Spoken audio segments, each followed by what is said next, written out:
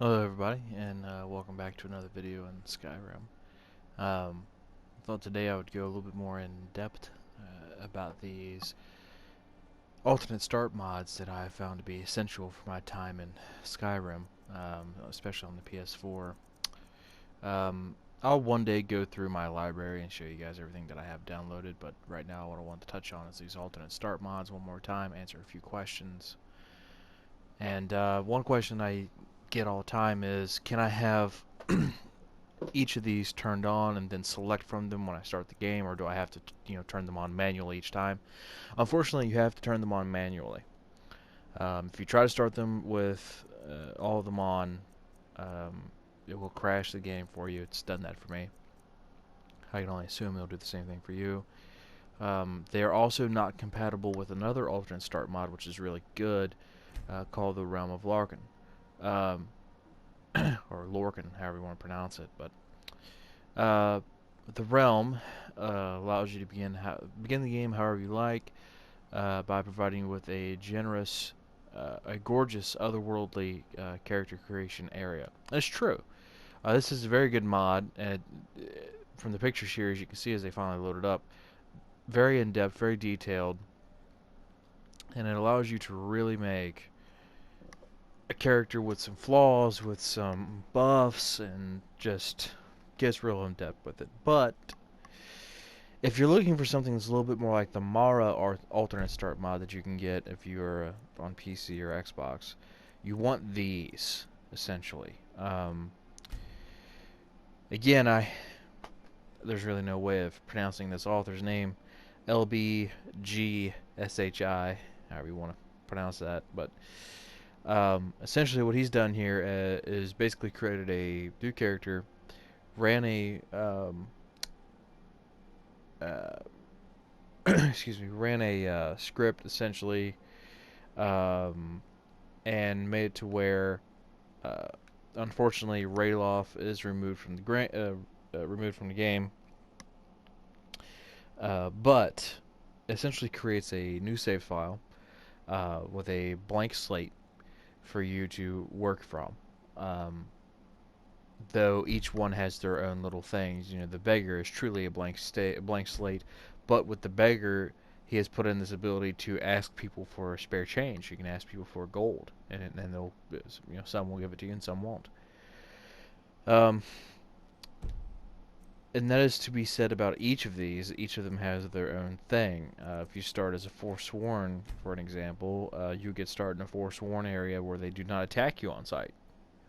You're in your own little clan here. They do not just attack you. You can actually walk up to them and hit the dialogue thing. And they'll say different things.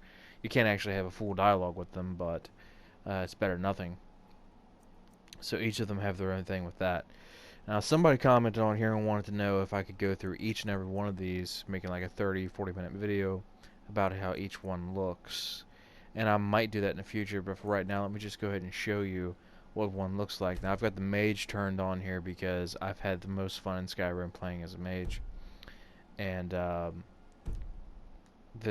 these alternate starts do an amazing job at starting you off as someone that feels like a mage. And for those of you who are not familiar with what the term I'm using here, alternate start, it is essentially how it sounds.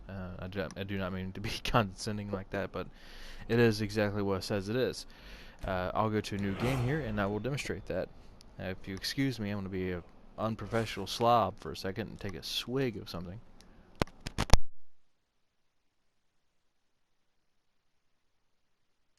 That's good OJ. All right. So this is what you're looking at. So you get into the game and you notice people who do not know. There's no carriage ride. There's no, hey, you're finally awake. Ain't nothing like that. You have been started off in an entirely new area. Now, we have this gray, rockish background. Unfortunately, that has to be done. It's a part of the restrictions for PS4. But regardless, hey, I'm already wearing robes. Now, I will say, The only downside about this is when you go to to character creation, is that when you go to your hair, it's really hard to see what kind of hair you got. I mean, you get this hair sticks out through the top of the hood and whatnot, but it's kind of hard to tell. So if you're not completely familiar about how the hair setup is, you might be a little confused as to what hairstyle you have, and it does crash with the robes. But that actually fixes itself once you're in game. But yeah, to start off with, you really don't know what's going on in that aspect. Um, but let's say you want to start off as mage and you want to be a Breton or a high elf, two best choices really. And I'm not gonna get too in detail because this is not a character that I'm gonna save. Finish name his character, and we'll name him Testy because And then you get this little message, which I think is a nice little add-on. If you can't come up with a backstory for yourself, he gives you a little bit of one right here. It's not what you expected, but after marching the long, snowy path narrowly, surviving a bandit ambush, and seeing more than your share of wolves and frost trolls, you're happy to have reached your destination. You've dabbled into magic since you were a child, and often impressed friends and onlookers, but you always felt that you were talented, destined for something greater. Though the surrounding city of Winterhold is in shambles, and the college bridge seems hardly better, you will not be deterred from proving your worth and unlocking your true potential. So, as the message would suggest, as we load in, and yeah, there we go. As the message would suggest, you actually start right outside the bridge to the College of Winterhold at level 1. Now, good things and bad things. Good things about this: immersion. Okay, you have, for whatever reasons you worked up, you want to be a mage. You're here at level 1. This is where you've gone to. This is what you've dreamed of, and you've made it a mission to yourself to get here, and you've gotten here. The immersion, is essential for players like myself. That's what makes this game great, in our humble opinions. The downside. The downside to this is, and here's all your quests, by the way. You can turn this off, and as you can see, it's changed nothing as far as that goes.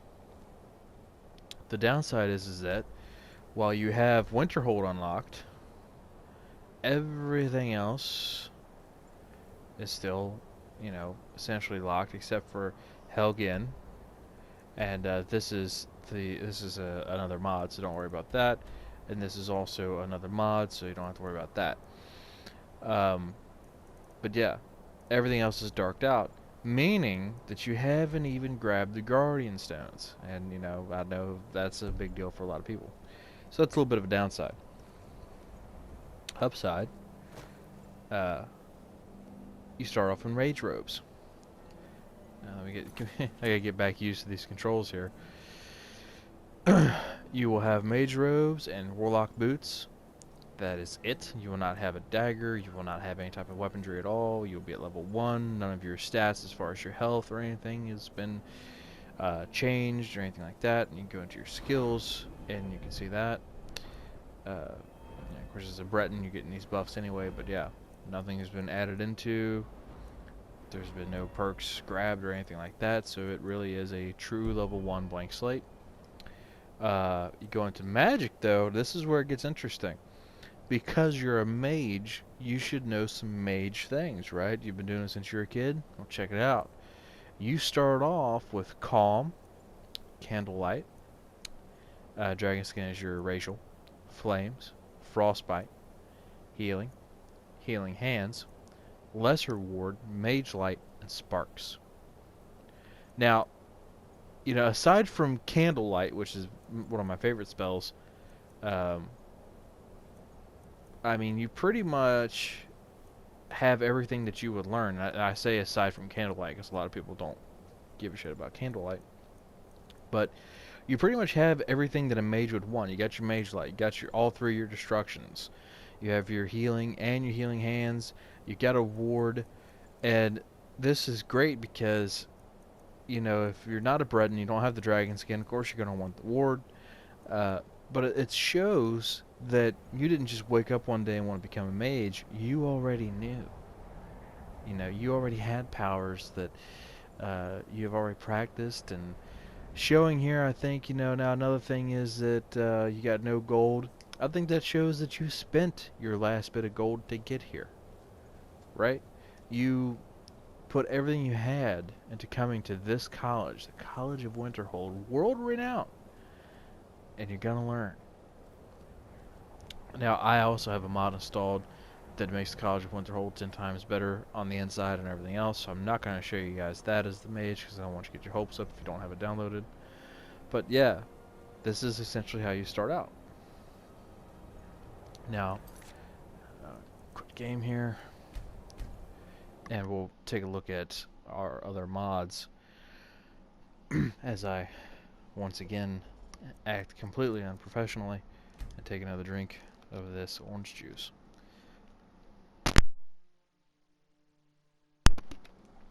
That's really good, OJ. Alright.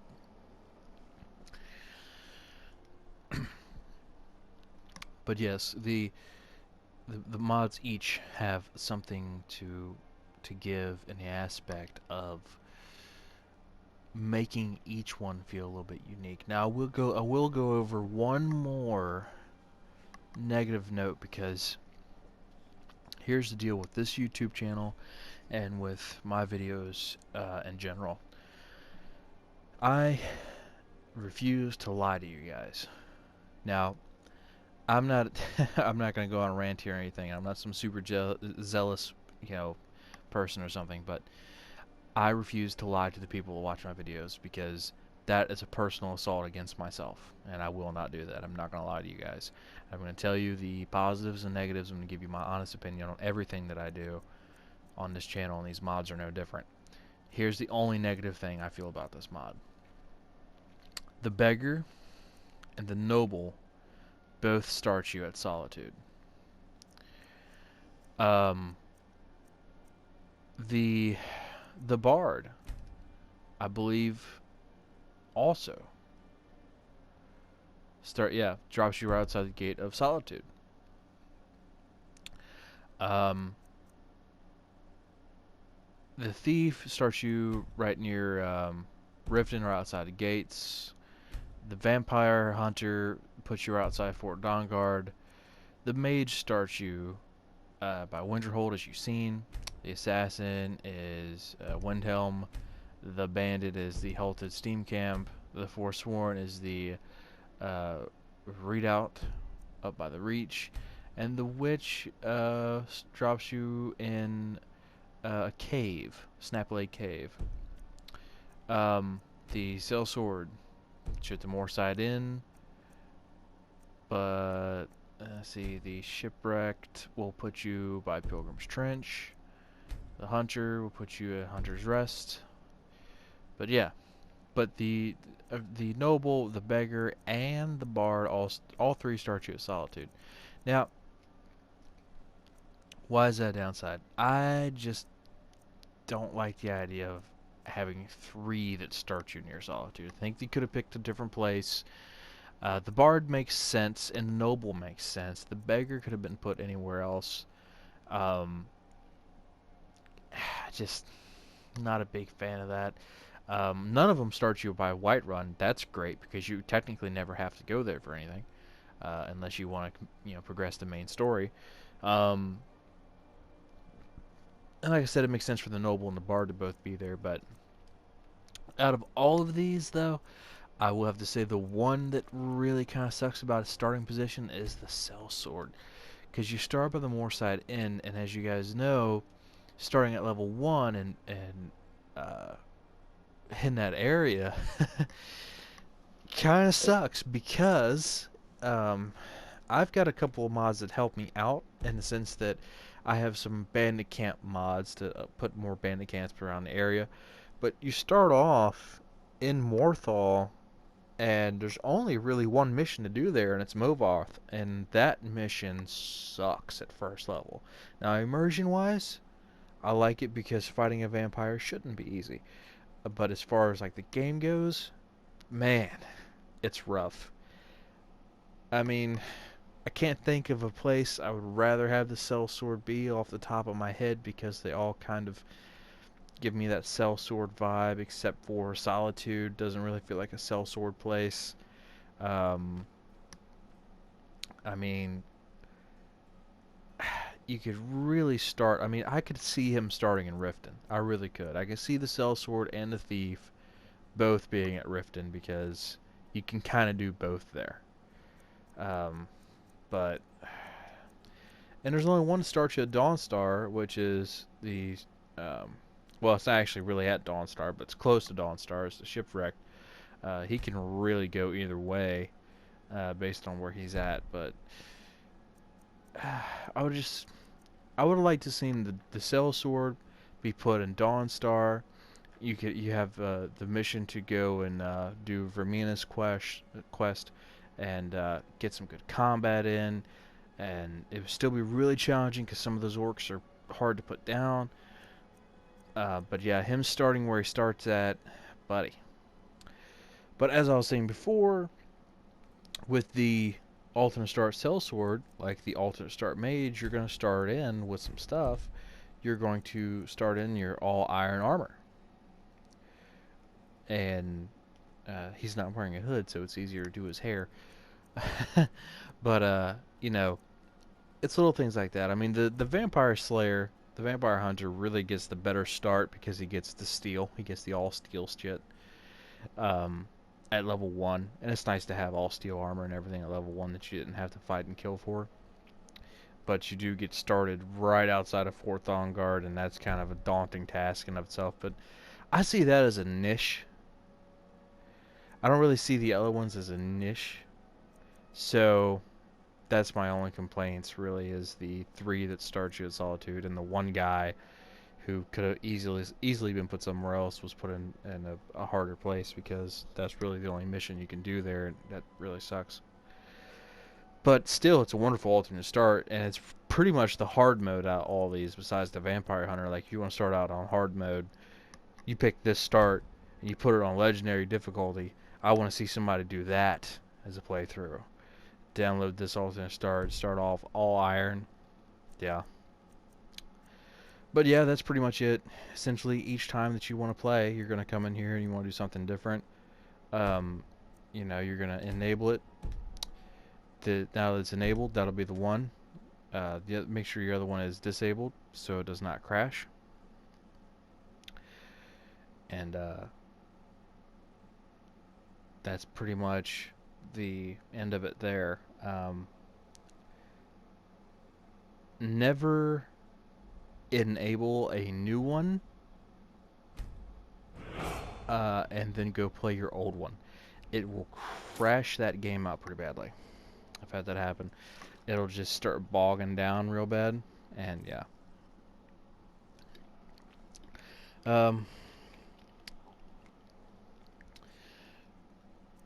If you do want to go back to your old one, just go back to your file and disable. Like, if I want to go back to that mage, I would go back in, disable this, go to the mage one, enable that one, leave, go back to the other game, and there you go. That's pretty much all you gotta do. Oh, testy 2. How about that? There's 2 testies, right? Let's see. You saved your coin for the whole harvest season to buy a good set of iron, a cuirass, boots, and a sword. You could barely contain your pride as you said goodbye to your friend Eric and headed off to make your mark on the world and earn your fortune. Heading for the closest city, you broke in your new blade when a pair of wolves attacked you on the road. But despite your growing courage, you thought better of picking a fight with the giant frost spider and gave it a wide berth as you sneaked past it and down the hill in the Morthal. With all the swagger of a veteran sellsword, you aren't. You enter the Moorside Inn, hoping someone will know of a job for a person of your talents. Of course, having a childhood friend named Eric doesn't seem too feasible as a Dunmer, but whatever. Finally, someone comes in. Kick off your boots, stay a while. Let me Little know if nice there's anything I touch. can help you with. I got Nice nothing but touch you did time here. these days. You literally just walked in the door because she starts that dialogue one more time. So the game will always do that for you. Weapons, you start off with an iron sword, iron armor, and iron boots. He said nothing about a shield. Therefore, no shield. Again, let me get used to these controls. As far as magic goes, you don't get those same magics that the mage has, so that does not carry over. As far as coin, you have 0 again, and once more you are at a true level 1 with no buffs or debuffs or anything else put in. I mean, I love it. I love each and every one of these mods, and though I have little complaints about them, I just can't not love them. I mean, they're absolutely perfect. They're exactly what I needed to make this go. I don't think I would have gotten very far in Skyrim without them. I played a lot of Skyrim on the PS3, but PS4 came around. I got real excited for the mods, and I found out there was no true alternate start mods. I was very upset. These things came along and really saved it for me. Now I haven't touched Skyrim in a while, but I might just start doing that again if it's what you people want from me. I'll listen to the will of my commenters. But yeah, that's about it. I said one day I will indeed go through...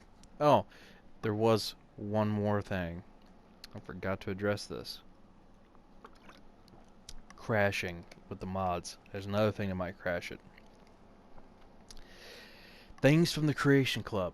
Now, it's never happened to me, but if you have a Creation Club mod installed, it's possible that it will crash or just won't activate if you have these mods on. I have no idea why. I don't know what could possibly be disrupting that.